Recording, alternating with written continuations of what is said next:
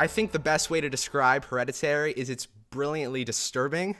So both technically and narratively, it has such a great pace and such a great sort of storytelling method. And it definitely sort of leaves, it's one of those movies where it leaves an impact on the viewer for days or even weeks after you first see it, thinking about the ending and everything. So how did you, as a composer, sort of translate this dark evolution and follow the characters on this dark and pretty much seemingly hopeless journey? Well, getting into spoilers right out of the gates, the Yeah. key was to remember what the score was. And so the score is, in its essence, the score is the character of Paimon, and Yeah. more generally speaking, of this kind of like wicked, this wicked ploy that's already that's been unfolding for decades, for generations, and trying Yeah. to find its way. And so it's an inevitability. It's all leading towards this one thing. And so the whole score for me was a kind of like reverse deconstruction of Paimon's rebirth there at the very end. So everything that gets us. So there's no, right at the gates, there was no kind of toying with the audience about what kind of a movie this was going to be, whether there was something, whether there was some sort of secret, as though maybe none of this is happening, maybe there is some sort of silver lining. That was never the case. It was really just an inevitable kind of very, very slow and achingly so development from the opening shot until that last moment. I do want to talk about one specific thing. Let's just jump right into the ending here, because there's one specific piece of music or sort of sonic palette that you use, and you use the saxophone in sort of this very classical way. You have these sort of major chords and stuff. It's sort of like an arpeggio with the saxophone, I think. But you use that at many points throughout the movie where it's super contrasty between the evil aspects and from what the viewer is sort of experiencing through the character. So what you're seeing is totally evil, but the music, in a sense, is this sort of major. You even have some suspensions during the final scene, which are usually used in very sort of warm contexts. So how did you make the decision that you were going to include this contrast, especially during that last scene when you finally go into the treehouse and you see the cult and you see the sort of statue of Paimon? Well, ultimately, the film ends up being, the arc of it and where it ends up, it's what the entire narrative has been driving at is getting at something which is a bit of a coronation of sorts. So Yeah. literally so. So Ari and I talked about that in the middle of scoring, and really to play that as ominous or more evil and just kind of it felt off the mark, and rather like we were unveiling the fact that this actually was this momentous occasion for all these people, and that's whose story it ultimately was at the end there. Yeah. So there's been sort of tons of talk in the composer community about that final cue. I think it's called Reborn or something. It's like the second to last cue. But there's one specific sort of melodic line that you use, and there's been talk about whether it's a distorted trumpet or a distorted saxophone or a distorted vocals. What exactly were you using as sort of like the Paimon motif? The main the one that comes in over. Yeah, the first statue. Yeah, or like when you see the statue shot. That actually is an instrument called the lyricon, which is an old. It's the first wind synthesizer, analog wind synthesizer that was ever built in the 70s, and it is a really incredibly strange and versatile instrument, and so I've used it in a lot of different ways throughout the score, and most obviously so in that last scene where. So if you kind of go back throughout the development of all the music and of the narrative, you'll see where that melody is put together kind of like piecemeal throughout the moments that where we're really kind of interacting with Charlie. Yeah. And so, I mean, broadly speaking, what I was trying to do, rather than approach this the way that I think maybe conventionally people think about scores as being, as there being themes attached to different people, attached to different places or aspects of the narrative. What I was trying to do is actually make the score, this other character, and then how does that character interact differently with each of our main characters throughout the unfolding of the narrative. And so this was simply kind of like there's a sweetness to it, but also this kind of there's an anger, frustration, and so I wanted to that instrument with that particular melody seemed the right kind of contrast of all those things, sonically and harmonically.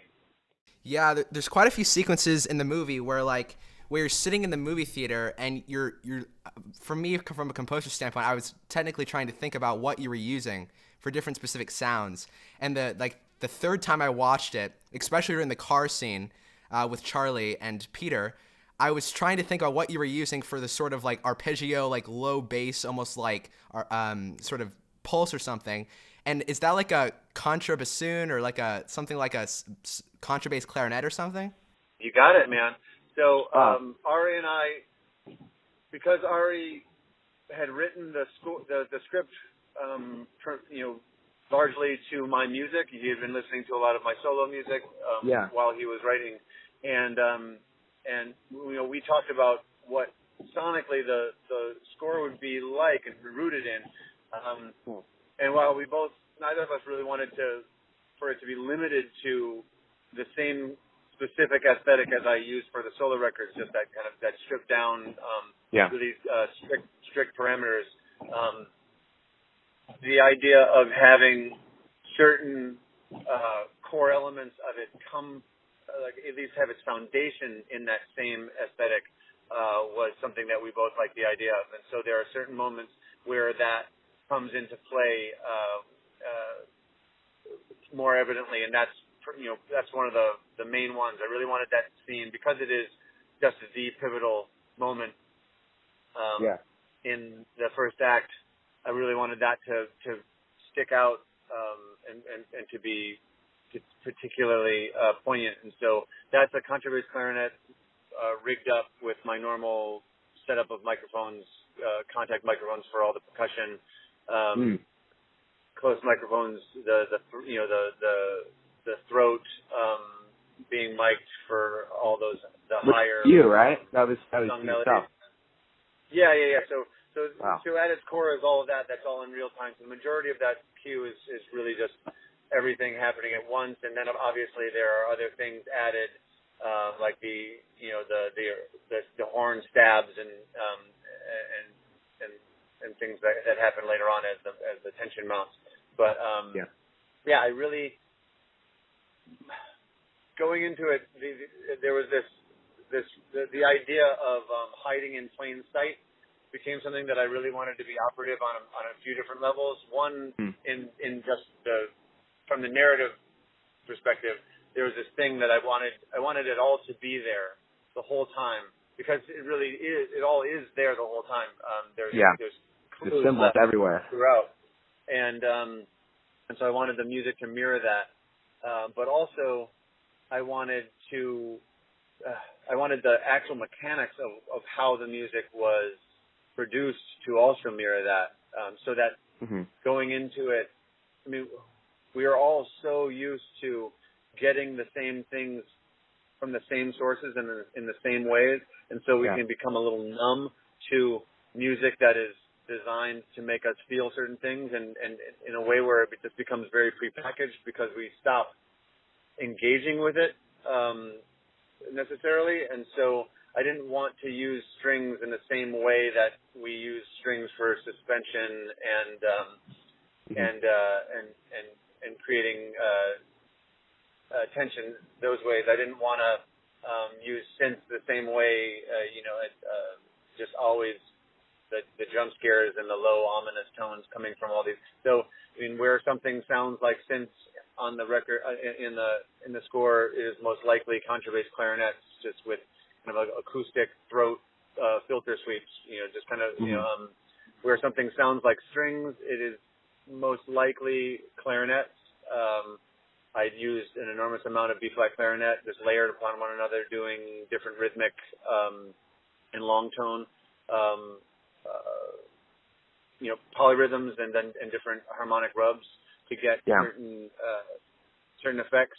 And the throat, I mean, my voice, probably, if there's anything, the biggest pound for pound, like the biggest real estate taker in terms of instrumentation is probably my voice. Although you wouldn't know it to hear it in any of it, because a lot of what is my voice probably sounds like a demon or something. Or a demon. Yeah. So, and that was another thing where it was, okay, if this score is actually, if we're thinking of it in some real sense of being the voice of, or not the literal voice, but this character, the expression of this character, of this possessing spirit, then I wanted to figure out a way to approach it very vocally, but that didn't give its hand away right out of the gate. So I'm curious about sort of your sanity working on this project. What was the process like for you working through this? Well, I mean, I work alone, and my studio is pretty secluded in the woods, and so I felt like it was actually kind of the perfect setting to really dive into something like this, to do it in solitude, to do it in extreme quiet, and to really just let all those things, just to really steep.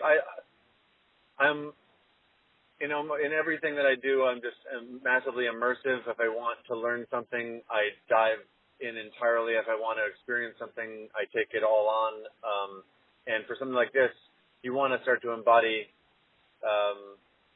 that kind of dread. Then you have to open yourself up to actually feeling, fears and unease.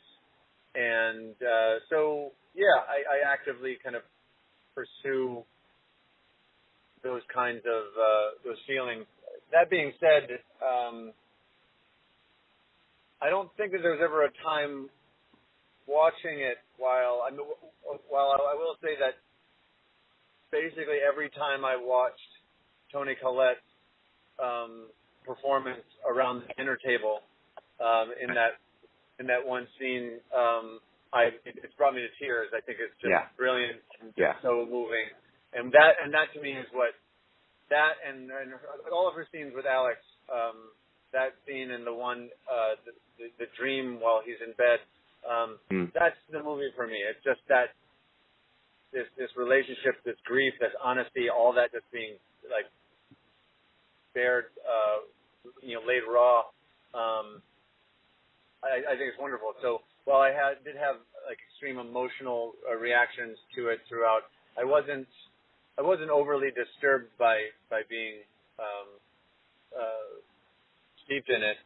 The only thing that I've ever done that's really been truly disturbing was a documentary I did a couple years ago about the Syrian civil war, and some of the scenes in there, which is true human horror. That was something that that gets for real underneath your skin, and is hard to avoid later on. But no, this was I think I had a healthy relationship to my own fears and unease with this one. That's fascinating, because I'd be seeing creepy people smiling at me in the closet every night. So that's awesome that you were able to sort of get through that there. Because wow, I think the thing that's so amazing about it is like, Ari Aster's vision is just a culmination of so many different things. You have that really striking visual imagery that he sort of hits you with every now and then, but he knows exactly sort of when to show you things and when not to show you things. And it, of course, starts out as sort of this family drama, but goes into this nightmarish experience. But I think the great thing about the music is that it follows every single detail of Ari Aster's vision. It never gets too much in your face when it doesn't need to be, but it's always sort of there lurking around. And when it Paimon as a character sort of leaps its way into the story at many points, your music does as well. So I just think it's awesome how you were able to sort of capture every single nuance of Ari Aster's detail. And that leads me into the next question, which is, what was the experience like working with Ari Aster in the project? I had a beautiful time working with Ari. Like I said, he contacted me. I was the first person he contacted years ago, really. I think it must have been 3 years ago at this point,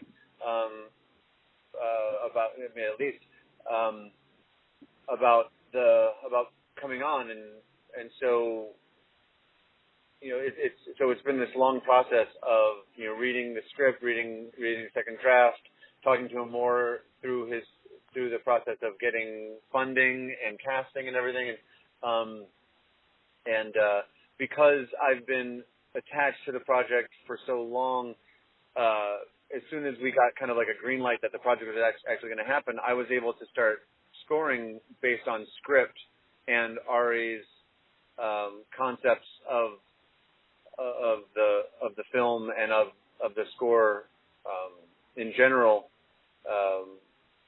way before they even started principal photography. And so I think I started writing music. Much of what ended up being that first cue, Funeral, was written in probably December 2016, January 2017. And then a lot of the other things that, a lot of the main, kind of aesthetic choices and thematic choices were established early on, really just based on the, many readings of the script. So Ari, it was wonderful. I mean, sometimes, not to talk shit, but sometimes, I haven't done an enormous amount of film scoring, but sometimes you're dealing with something which needs a bit of help, and the score there's quite a lot being asked of the score, potentially. Maybe you've got some bloated editing or a script that just really wasn't tightened up, or performances that aren't quite there. But in this, there was nothing to do but adhere to picture, because it was all there. So all it really needed to do, just like we were saying, is be mirrored. And so my task was just to be, self-imposed, was to never draw attention to the score or to myself, my influence on the narrative, to only ever, and if I found that anything that I was doing was doing just that, I would pull back immediately, and strip it down to the bare essentials. And so working with Ari, he was incredibly down with all of the choices. Whenever he had anything to say in critique of something that I would bring, it was something that I thought was brilliant and something that I'd missed, and so it was a wonderful working relationship. I couldn't. It's one of those things where you can't really ask for more. Yeah. So I'm curious because there's a few sort of main motifs that are sort of prominent in the story, and I think the first one is actually introduced like in the first minute of the film. It's that sort of half-step saxophone theme. How did that sort of come about, and when did you decide to sort of bring that in and out of the story, because it's used quite a bit in the film? Yeah, that was basically, I've always found that there's a certain element to those kind of, because the arpeggiated way that I play and the way that it has a little bit of the character of kind of like synth arps, that kind of creepy, ubiquitous synth arp. But because it is tied to breath, it is free harmonically and shifts, and of course is harmonically it's acoustic, and so the way that it resonates is coming naturally out of the instrument itself. So there's something that I've always found beckoning. Yeah. It envelops and it draws you in, and it's kind of like a portal. So in my music, I often use an alto piece that is built largely in that kind of a structure as the beginning of a set or potentially the beginning of a record. Something that can really draw in a person and focus their attentions, their energies, and their consciousness, and bring it all to the present moment.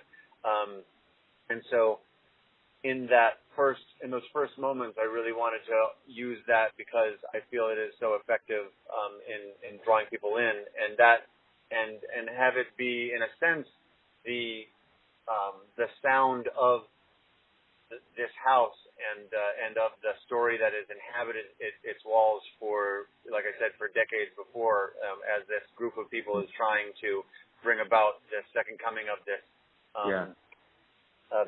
Dark Lord. And so it was all just kind of like that. That's the seductive element coming into play, and as it play, you can see it plays with Steve's fragility and his breaking down later on when he's in the car. It beckons to Charlie. It is Charlie in a sense, or the spirit inside. And so I found it to be something I really relied on.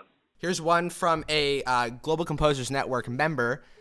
This is from Kyle, and he says, "What is one part of your process that no one asks you about that you have always wanted to talk about?" It's a good question, because I don't think that there's any part of my process that I actually do enjoy talking about.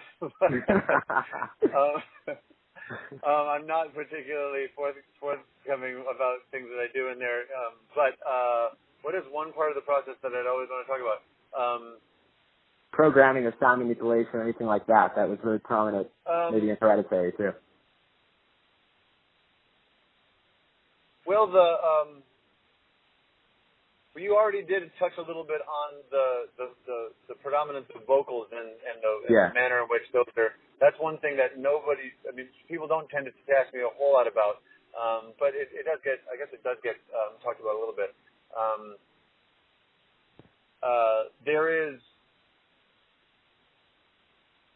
There's a physical aspect to everything, because ultimately everything that I'm doing in this score especially, but in pretty much all the films that I've scored, and especially all the music I've done for my own records, it's all intrinsically tied to the moment that I'm making it. Even if I'm overdubbing, most of the foundational elements in any particular cue are in some way